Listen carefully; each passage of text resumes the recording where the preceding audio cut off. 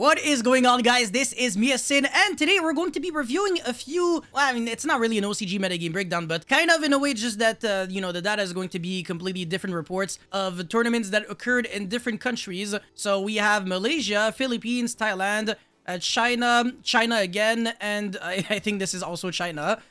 Except if my geography sucks and this is completely different, but yeah, one thing that I've realized, I'm not gonna spoil it yet, but before we go into this video, make sure you like and subscribe, check me out on Twitch and Instagram, all the beautiful fun stuff, and now let's get right into it. Alright, so like I said, some of these breakdowns are very old, well, reports or rather, whatever, and then some of the other reports are really recent. So yeah, this one's February 23rd, and again, huge shoutouts to Akira. The deck that won the event was not Ishizu TEARLAMENTS, but rather Sprite Bestiole, and it makes so much sense. Like, this deck is basically built to destroy the deck. Look at the amount of hand traps, like 3 Ash, 3 Maxi, and then 6 Bestioles, no, hold on, 7, and then 3 Lobalions. So if you go first with this deck, you really can't lose against Ishizu TEARLAMENTS.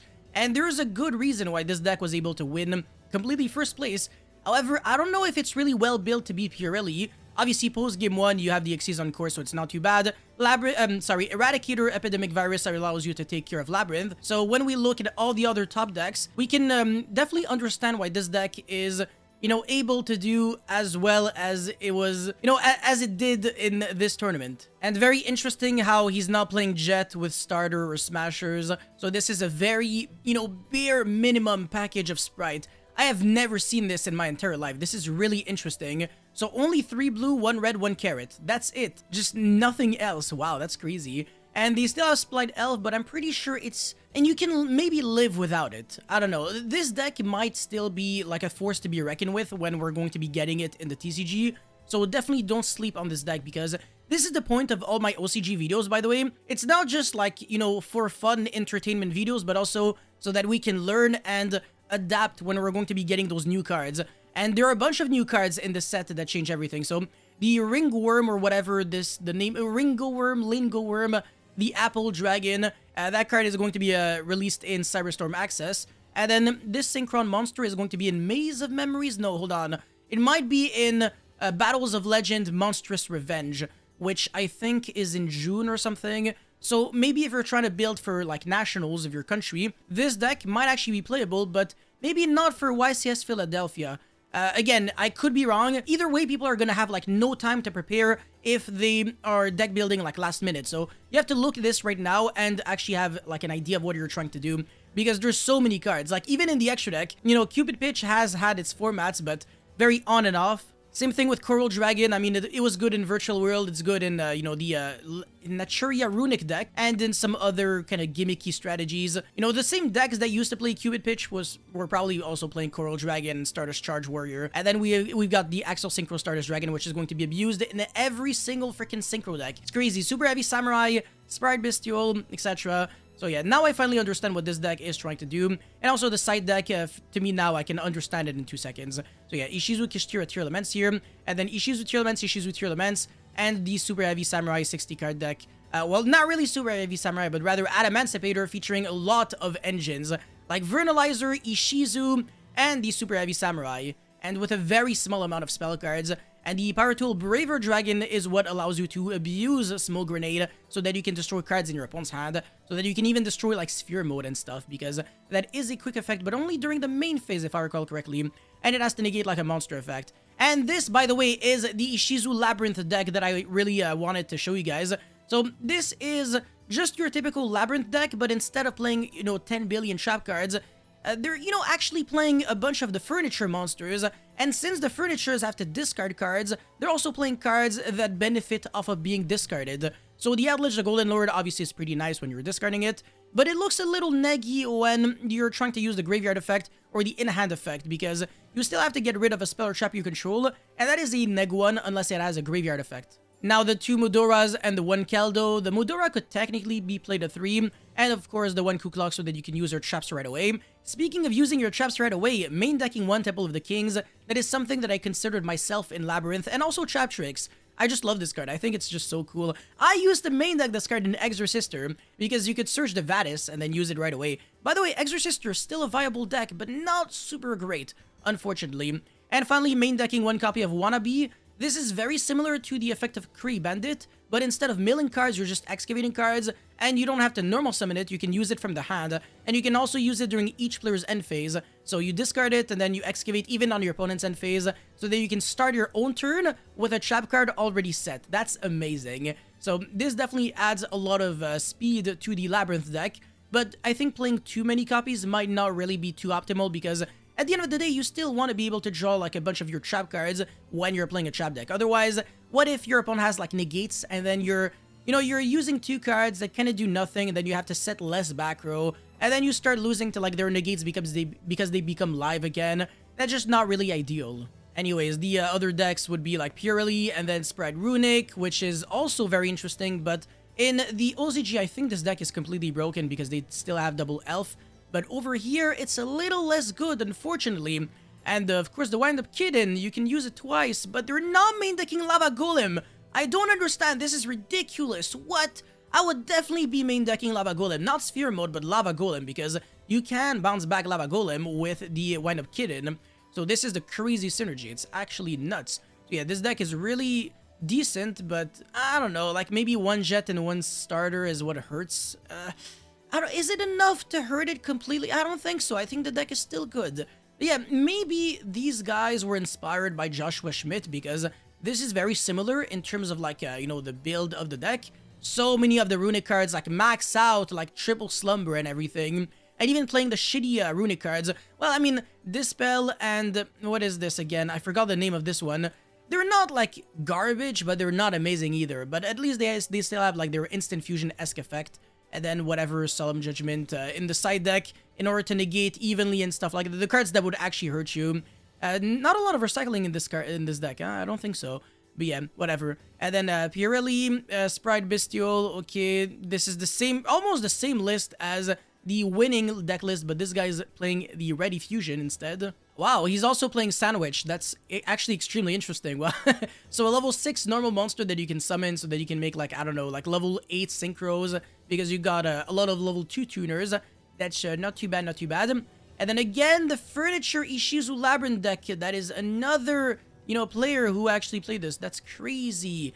And then, yeah, whatever. This is kind of getting repetitive. And this is the Runic Stun deck. Yes. And again, Furniture Labyrinth. That is... I can't believe everybody that's playing, Labyrinth is always playing Furniture. But anyways, in the Philippines, the meta is a little different, or at least was, because everybody who did well played Ishizu TEARLAMENTS. Very specifically, Ishizu TEARLAMENTS.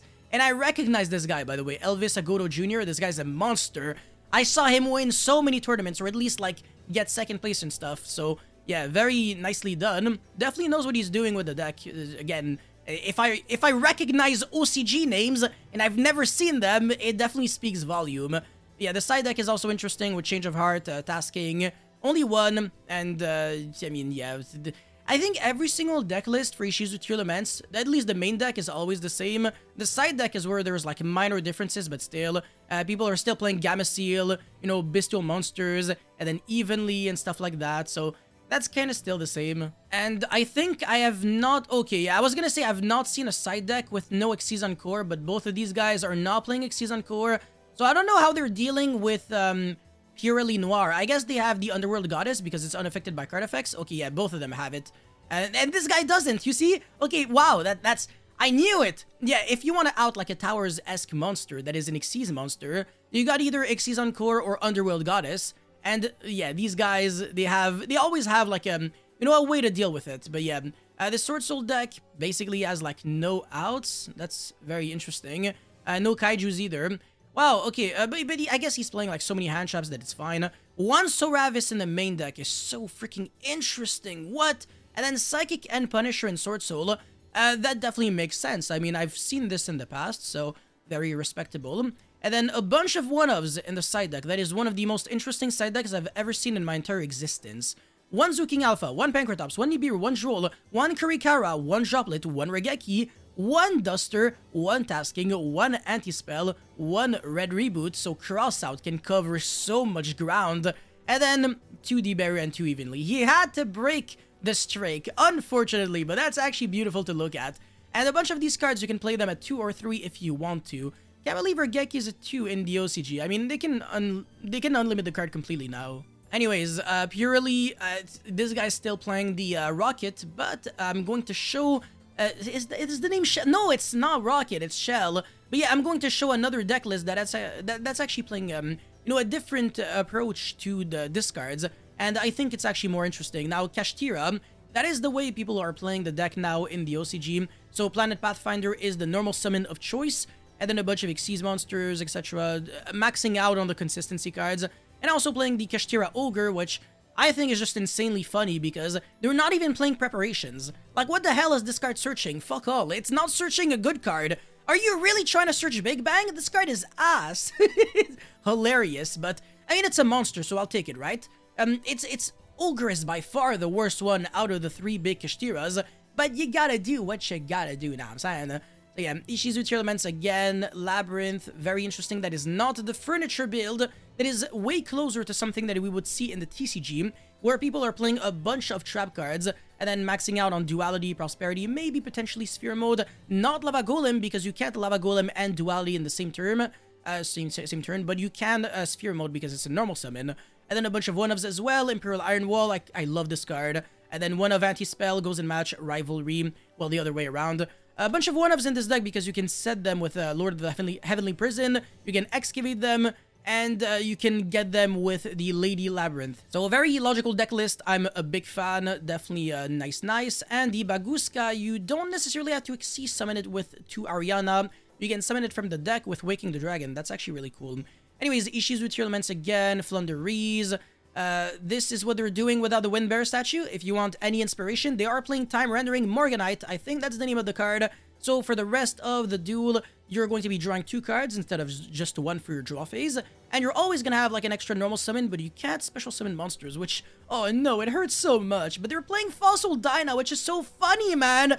They have to freaking cook you and prevent you from using like your normal summon. So that's just so jokes. And this guy has an IQ of 20 billion. I love this guy, man. Look at his extra deck. It's really smart. Very, very clever. He's playing a Kashtira extra deck so that people actually think he's playing Kashtira. So when they go Diablosis to check and banish, they might make the wrong board. But it's Flunderees, so they don't care about the extra deck. This is actually genius. And there is you know, a strategy in the TCG that you can do right now consisting of not playing an extra deck so that the Diablosis cannot banish 2 cards, and that way your opponent is only going to be able to lock like maybe 1 zone or 2 zones if they have like double Shangri-La, and that's really not a lot. So yeah, if you can afford to not play with an extra deck, try to do that in the TCG. Anyways, the Bestial Scareclaw Manadome is very freaking spicy, man, and he got 11th place. And hold on, this is Philippines. Okay, so that's the reason why that's, hold on. That's like a really Western name, I feel like. Heath Russell Ibanez. Yeah, anyways, Valiance, I don't understand jack shit. But even Valiance is playing the Super Heavy Samurai cards. Haha! These cards are too good! What can I say? They're just too good. Anyways, Pride Tri-Brigade, whatever, blah blah. Sky Striker, very freaking spicy. I'm a big fan of this deck. It's so fun. Danger Dark World, another deck that is actually quite respectable in the TCG as well. The only issue is that going second against a Rizard is rough, but they are main decking Lava Golem, so that is something that we have in common in both the OCG and the TCG. I don't believe people in the TCG are playing the trap card because they're really trying to hand loop you. So whether they're trying to play, you know, this card, Ceruli as well as Silva, and I don't know, like maybe, yeah, a bunch of Graphas with the quick play spells. Only one, which I think is a little shocking. I would be playing 3, personally, myself. I think this card is great. And then only one of the draw 2 cards. Again, another interesting thing. But they have way more dangers than us. They have double Jackalope. And, what the hell? Where's Tsuchinoko? Am I blind? There is no Tsuchinoko? Nani? I don't think the card is banned in the OCG. That's shocking. 3 Nekomanicking. Yeah, you make your opponent discard Nekomanicking with the Grapha Fusion. So again, take notes, guys. This is spicy as hell. This is crazy. And then Mass Change second with Dark Law. Oh my god. The Spice Dot deck. I love this. Anyways, we're burning a little too much time, so I'm going to start fast forwarding. But yeah, Kashtira. So yeah, again, this guy won a full tournament with Kashtira. See how Ishizu TEARLAMENTS is not necessarily winning everything, right? In this, you know, Thailand tournament, all the Ishizu TEARLAMENTS were at the very bottom. and all the top decks were non-Tearlaments decks. That's actually extremely interesting. But yeah, Kashtira, very, very nerfed, was able to win the full thing. I wonder how many dice rolls he won. But yeah, Elder Entity Entis, by the way, he doesn't play Punishment. The reason why he plays it is because whenever they go Prosperity banish cards and they have a Rise Art on the field, they can attach the the Elder Entity Entis underneath, and that way the Rise Art, even if it gets Kaiju, they can still like destroy a card. Something like that. So it's actually a really, really cool tech. I'm a big fan. There's another card in the TCG that people are playing. It's the Infinite Track Link 1 monster. It makes your machine monsters Xyz that have it as material indestructible by card effects. So Dark Hole is not going to be doing anything. That's nice. I mean, it's spicy, but it comes up like every now and then, not really often. And also people are playing Garura, another very interesting card, and Wayne Pegasus at Ignister if you want to. You don't have to. But anyways, Pink Bestial Orchest. Oh, that's true.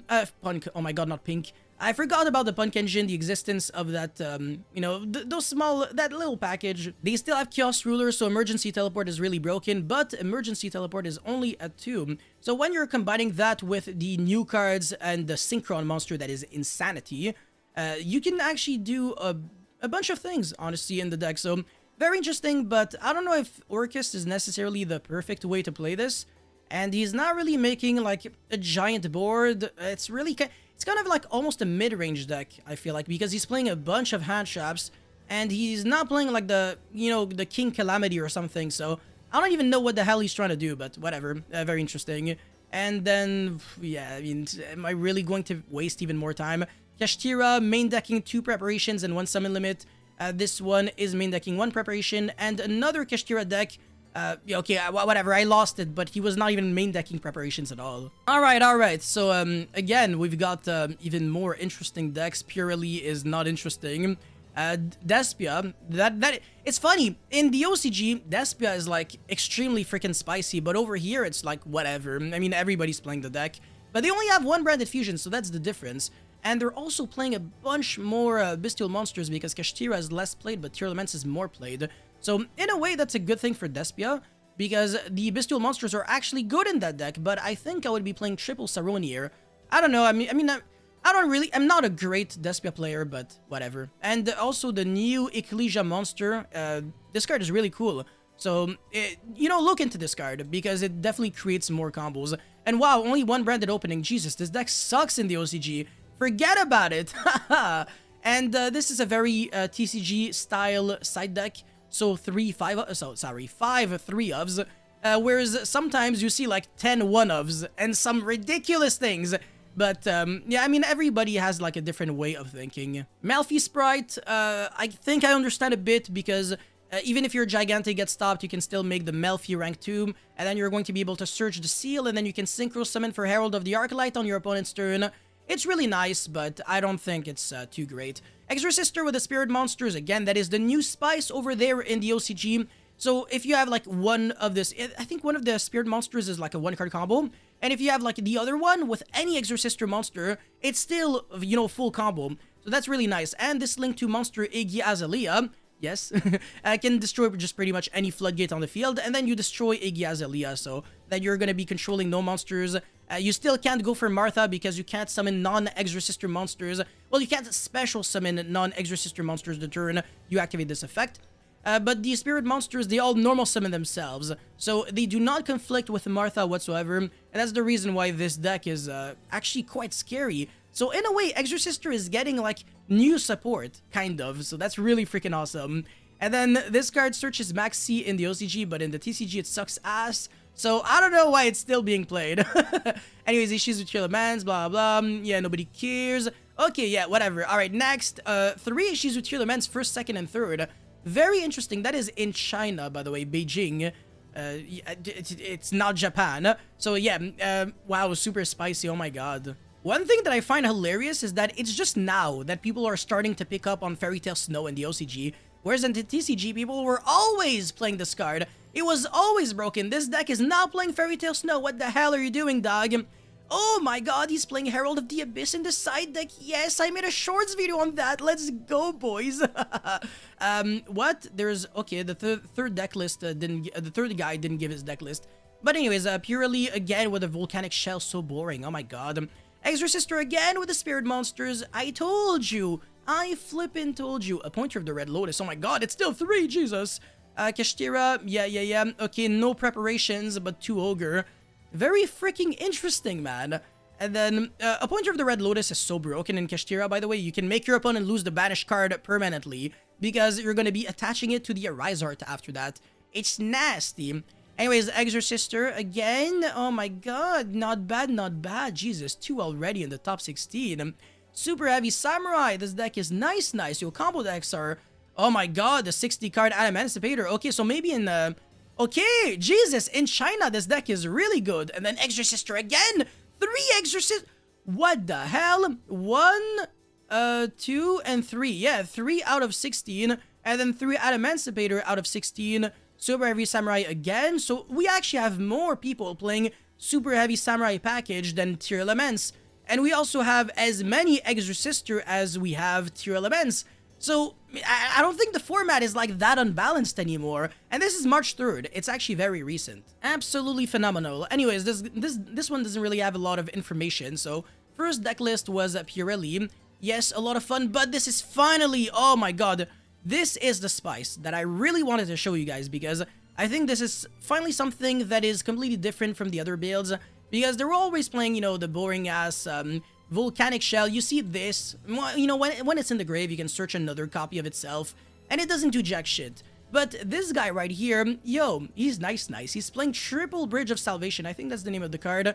Usually people, they don't want to play this card. They only want to play one, and then they play Foolish Goods. But this deck is completely different, because you actually want to draw this card so that you can discard it off of the Pirelli, and then use this graveyard effect to search Secret Village. Now, I wonder what the Spellcaster monster is. I know the Pirellis are fairy monsters, if I recall correctly. So I don't know, maybe the Spellcasters are somewhere in the extra deck. The Relinquished Anima, so that basically any Pirelli monster is, you know, your Relinquished Anima for the Secret Village. So that makes a lot of sense. But then you have to take care of your opponent's normal summon so that they can never really go into, you know, a Spellcaster. And because of the fact that Secret Village prevents your opponent from even being able to activate spell cards in the first place, they won't be able to use Xyz Encore. And that's the reason why this deck list is genius, man. This guy is incredible. This guy, he deserves like a standing ovation.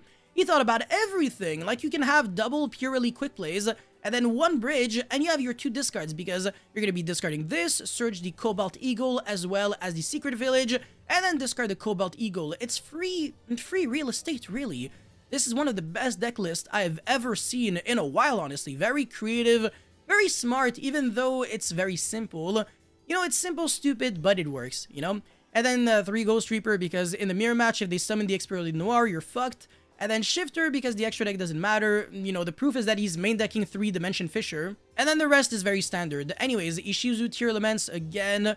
This deck is just boring and very standard. Fairy Tail Snow, alright, okay, so he's playing the same as the guy who won in China. Sprite Gishki, by the way, this is still China. This is Shanghai, so it's not, it's just another city. Anyway, Sprite Gishki, wow, okay. This is very different from what I played. I'm not good with the deck, so yeah, guys, please let me know if this is like the best way to play the deck or not. Again, I suck, so I'm a glue eater. Okay, so one of the Zeal Gigas on the side because it's only good going second. It's dog shit going first. Alright, fair enough. Runic with Inspector Border, very interesting, and a bunch of very fun Floodgates, Time Rendering, Morganite, and Mass Change second. What the hell? Mass Change second in Runic is actually kind of spicy, I'm not gonna lie. You can turn your level 4 guy into Dark Law, and it's one-sided. It's not two-sided, so it only hurts your opponent but doesn't hurt you, so that your Runic cards, they still go to the grave at the end of the day. It changes nothing. And then DD Dynamite, I don't understand why. Emergency Provisions, oh, probably just time cards. Yeah, it makes sense, honestly. It definitely makes sense, but whatever. We've got the final report now, which is from Guangzhou. And again, I think this is China, but don't make fun of me, please. Alright, so 8 rounds of Swiss. The first place was won by Super Heavy Samurai Draco Slayer, and this is again another one of the most beautiful deck lists I've seen in a while, because just by looking at it, I can understand why it does so much. Like, you're playing just so many good cards in the deck. It's so many 1-card starters and power cards. It's ridiculous. Bunbuku, Joker, freaking Phoenix, Majesty, the Super Heavy Samurai guys, Odd Eyes Revolution, Astrograph, a lot of juice cards that I think just on their own allow you to do a lot. So imagine if you have like a full hand of 5 cards, and this is one of the only ways to play Pendulum and still be able to play hand traps. The other Pendulum decks in history were not able to do that. This is an exception to the rule. So this deck must be really good going second inherently because it's Pendulum. So you have like a Soul Charge mechanic, kind of, but not really. Obviously it got worse after Master Rule 4.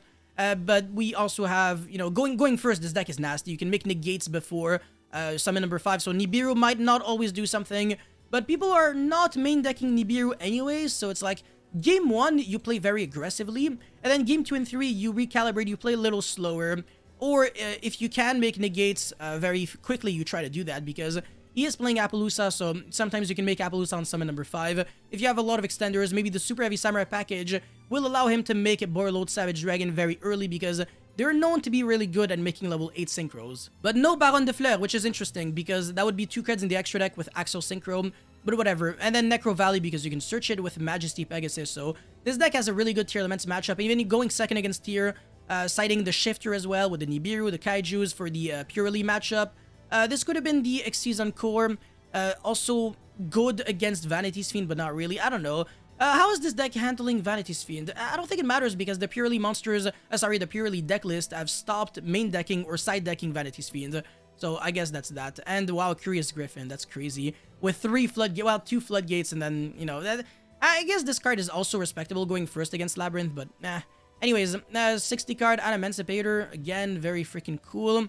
I love this deck, but I'm really glad that it doesn't exist in the TCG. That would have been hell.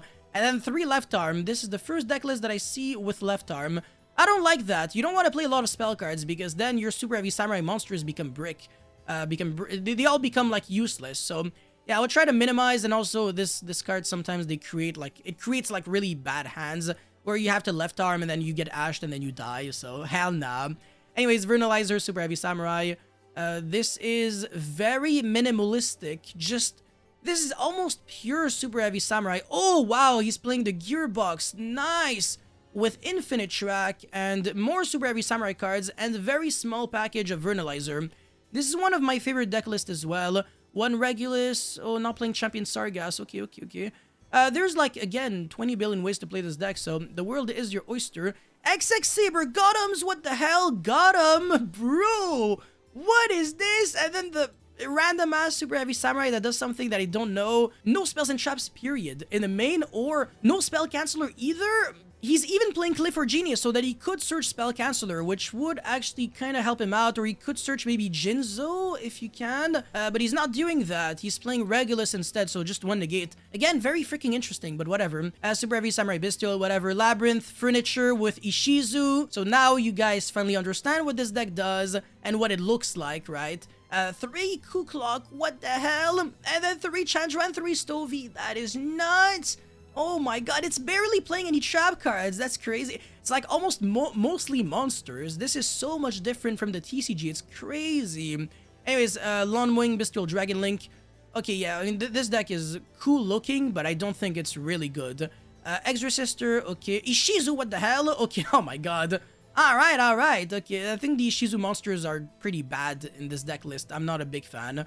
The majority of the time, they kind of just achieve nothing. And you can't really special summon them either, because again, the Martha... Martha is not going to be doing anything.